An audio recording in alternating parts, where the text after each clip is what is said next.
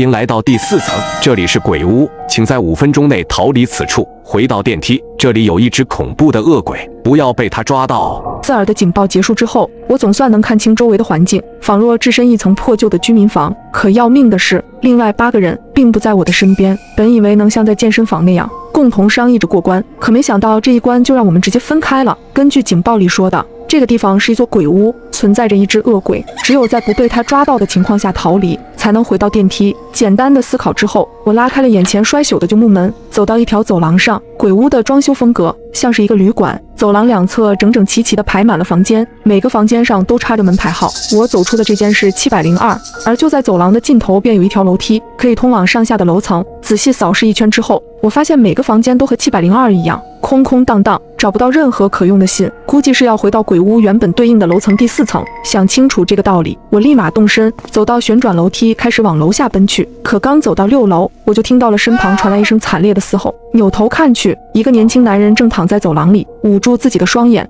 我认得他也是电梯里的乘客，看他痛苦的样子，我不禁皱紧眉头，这是被恶鬼袭击了。一想到恶鬼就在我附近，我忍不住拔腿就跑，向楼下飞奔而去。可我刚迈开脚步，却又听到下方5楼传来了一阵细碎的脚步声，不像是正常人走路的声音，反而像是贴着地面缓缓挪步，每一步都带着灰尘的沙沙声，相当刺耳。我顿时不再敢贸然动身，只能慢慢后退，悄悄退回了6楼的走廊里，询问刚才的男人：“你知道恶鬼朝哪个方向去了吗？”谁知他放开了捂紧的双眼，里面竟没有眼珠子，而变成了空荡荡的2个眼窝。我看不见了。我去，这恶鬼还挖眼睛的。男人指了指我眼睛的位置，最后憋足力气说了5个字，便彻底断了气息。别和他对视，别和他对视。刚想思考一番，我的余光却瞥见闪过一丝黑影，用极快的速度掠过，不知道去向何处。我躲进了旅馆的公共厕所，按照那个死去的男人所说，只要和恶鬼对视就会被挖掉双眼，怎样才能避免和鬼对视呢？我感觉 CPU 都要干烧了，却在一晃眼时看到镜子的角落突然闪过一道黑影，和走廊上瞥到的一模一样。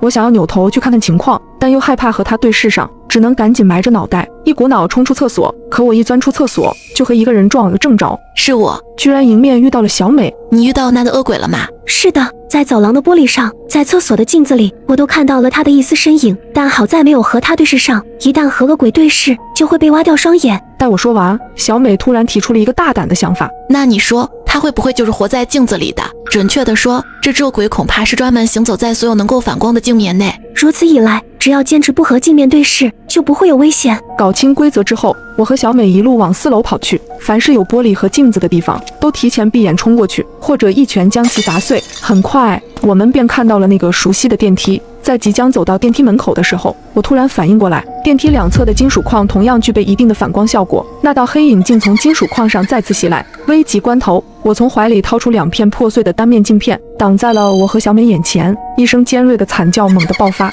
那个鬼的眼睛冒出浓烟。鬼直视了镜子里的自己，他同样受到了伤害。第4层的鬼屋总算是有惊无险，电梯再次启动，显示的数字让我们心里一颤。7层，电梯规则第4条说过，第7层和第16层极度危险，这次我们要面对的将会是什么？